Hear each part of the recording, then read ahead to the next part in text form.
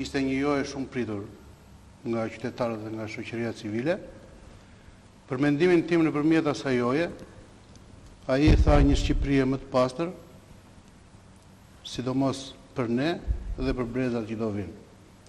Unë nuk ndaj të njëjtin mendim me parafolsin, sepse ne ajo që kemi fituar, po të futemi në balancë, është ajo që ne kemi fituar perspektivën që të kemi një Shqipëri më të pastër.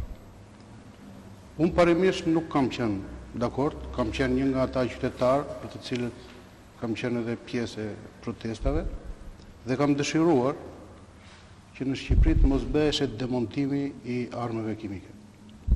Rreziku i tyre faktikisht është shumë i madh. Sasitë që pretendoheshin që do silleshin në Shqipëri ishin te kapaciteteve tona. Sipas mendimit tim, ne nuk kishim kapacitete teknike, njerëzore, infrastrukturë për demontimin e këtyre armëve kimike.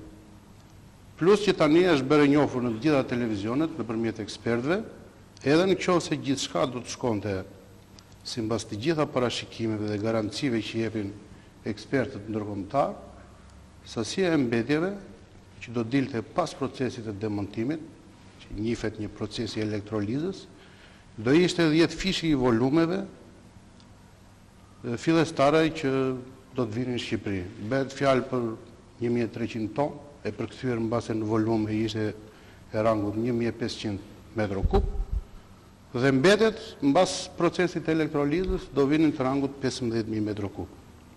Duke qenë se s'kemi teknologji, duke qenë se s'kemi kapacitete, duke qenë se jemi një vend në Europë për të cilët ne akuzohemi edhe për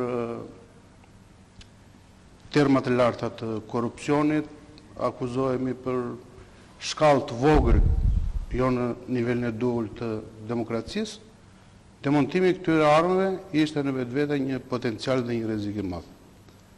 Gjithashtu, ne nuk duhet t'i trajtonim këto armë në Shqipëri, sepse parimisht ne jemi të çliruar edhe nga të gjitha konventa ndërkombëtare që na detyronin ta bënim këtë punë.